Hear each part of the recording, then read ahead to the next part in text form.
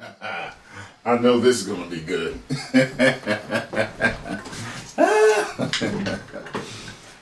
This movie was good, and it didn't include the message. Let's get it. Fuck yes! Top Gun Maverick is everything I'd hoped it would be and much more. It's a fucking great movie that more than justified the insanely long delays, kept me engaged and entertained from start to finish, paid tribute to the past without wallowing in it, delivered action sequences that gleefully shit in the face of all the bland, sterile CGI garbage we've been fed for years, and proved once again that Tom Cruise may just be the last great movie star we'll ever know. Honestly, a few years ago, if you told me they'd be making a modern-day sequel to Top Gun, one of the most 80s of 80s movies, with an almost 60-year-old Maverick playing mentor to a new generation of fighter pilots, I would have laughed in your face and told you there was no fucking way it could work. And if you then told me that not only would it be an awesome sequel that retains the spirit of the original, but actually improves on it in some ways, then I'd ask what brand of paint stripper you've been drinking, because I fucking want some. And yet, there it is. After years of delays, speculation and hype, Top Gun Maverick is finally upon us. And having watched it last night, I can say confidently that it was absolutely fantastic. Yes, I'm so fucking happy this movie got made. I feel like I've been buzzing since I got out of the theatre. Anyway, you're not here to listen to me prattle on about my fucking emotional state. Yes, it's time to review this thing, so grab your aviators and tannin oil and let's get started. The movie picks up more than 30 years after the events of the first Top Gun. Maverick is now a test pilot working for some secret government research project when he gets unexpectedly recalled to the Navy Fighter Weapons School, better known by its nickname, Top Gun. That part in the beginning was crazy.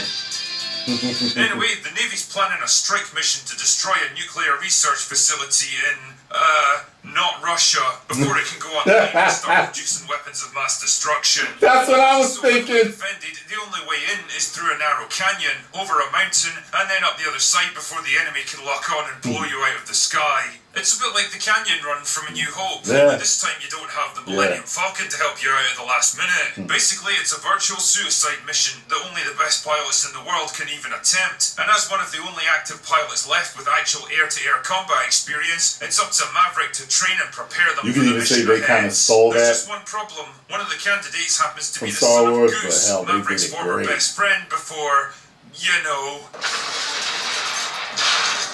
Yeah.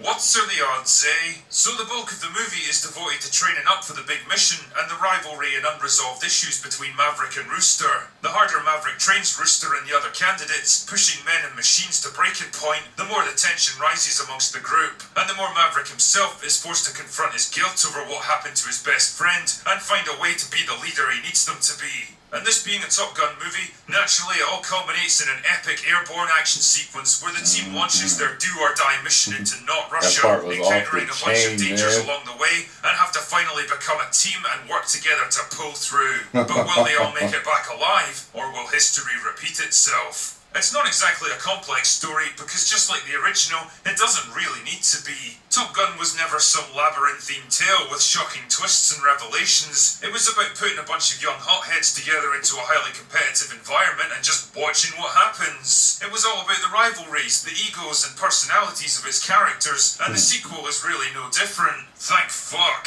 One of my big fears going into this movie is that it would fall victim to the fucking mind virus that is postmodernism, decided to mock and belittle the macho, gung-ho mindset of the first film in a desperate attempt to elevate its own story. But nope, it absolutely never does. Top Gun Maverick is a different beast. In the hands of a different filmmaker, Maverick probably would have been portrayed as some sad, decrepit old man desperately trying to relive his glory days before being put firmly in his place by some obnoxious box-ticking fantasy figure and finally coming to the conclusion that he was never really that good in the first place. Well, fuck that! Those kinds of tactics are for fucking losers, or people who like their steaks well done. Whether it's down to Tom Cruise's ego, or writers who actually understand what their audience wants, the end result is the same. This Maverick is very much still the man we remember. Yeah, he's older now and he's got a bit more baggage to carry, but he's still cocky and competitive, passionate about what he does, and willing to push himself and those around him to the very limits of their abilities. This isn't a guy who's going to meekly step aside and make way for the next generation. He's a man doing what he loves to the best of his ability, and Cruise doesn't miss a beat in his performance. I don't know what kind of deal he made with the devil, but being able to convincingly play the same character 35 years apart is a skill that not many actors have. Speaking of good actors, Miles Teller is perfect as Rooster, a talented young pilot with a chip on his shoulder and a lot to prove. You know, the more I see of this guy, the more I find myself really liking him as an actor. I mean, yeah, he starred in a few clunkers back in the day. Holy but he's shit! also proven himself to be a strong and that's why he looks familiar. And if this movie does as well as it deserves to, it could well be the springboard that he needs to get much bigger roles. Jennifer Connelly seems to be going through a bit of a career renaissance these days, and frankly, I'm all in favour of it. It was actually kind of a shock to have a female lead in a modern big-budget movie who isn't an insufferable arsehole, but there it is. She plays Penny with warmth and humanity, and holy shit, talk about an upgrade. I mean, no offence to Kelly McGillis or anything, but damn, I know which one I'd pick.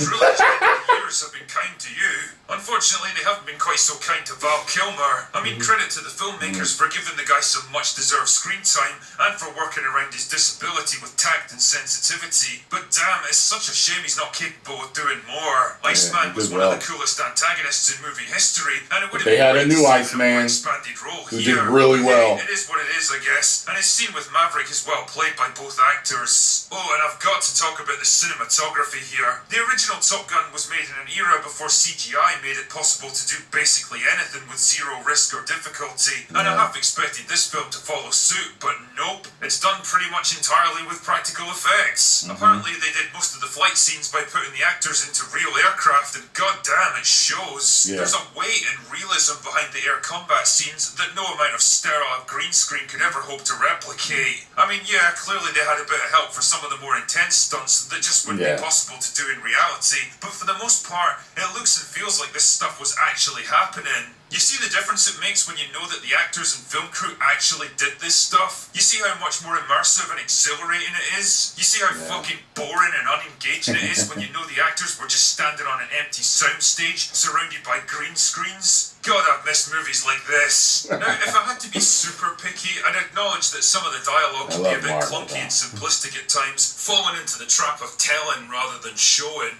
I guess it was done for the sake of speed and efficiency, but it probably would have benefited from a bit more polish. Also, the relationship between Maverick and Penny felt a little superfluous at times. I mean, don't get me wrong, Cruise and Connelly are both great actors that have good chemistry together, but overall it probably could have been better integrated into the main story and maybe given a bit more complexity to flesh it out. But honestly, that's pretty much it as far as complaints go. Yeah, I could probably pick holes in the plausibility of the finale, or the idea that the US Navy would send their best pilots and their multi-million-dollar planes on what basically amounts to a suicide mission, but fuck it, this movie's more than earned a little goodwill from me. Top Gun Maverick is a glorious throwback to the big, bombastic, crowd-pleasing action movies of a bygone era. It's unashamedly nostalgic, reflective, patriotic, gung-ho, and fucking awesome. And it's a reminder that movies in the hands of the right people can still be thrilling, exhilarating, and leave you feeling better than when you went in. In an age of tired superhero movies, failing franchises, and of course, the message. This is something what audiences have been crying out for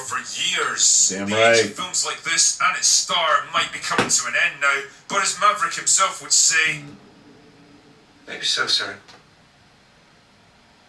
But not today.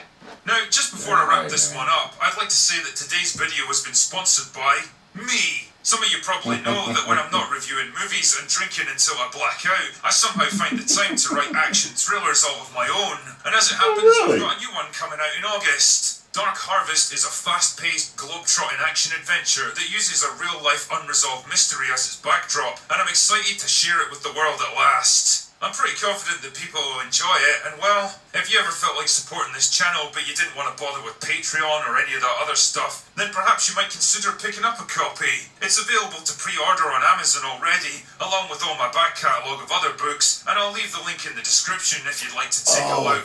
And hey, if you order your copy today, I will personally hand deliver it to your home, then take you out on a blinding night out with the drinker. The critical drinker will not honour this pledge. Anyway, that's all I've got for today. Go away now. Great review, man. Reminds me of mine. High energy, and you were happy, and it wasn't woke. It was just a great ass movie, man. And it's funny because the more I sit and think on it, you know, a lot of people are like, yo, it was better than the first. And I gotta mull it over a little bit more, but I think you might be right. I definitely think you might be right. Like, just watching the trailer, watching his review and listening to him talk about it and feeling how I felt yesterday when I was watching, I was just like, it makes me want to go see it again right now. Good job, drinker. Get over there to the Critical Drinker and subscribe and tell him Tyrone Magnus sent me. And if you enjoyed my reaction to his movie review, make sure you hit the like button, subscribe, and share. And check out my movie review if you haven't seen it yet. 10 million subscribers. Woo!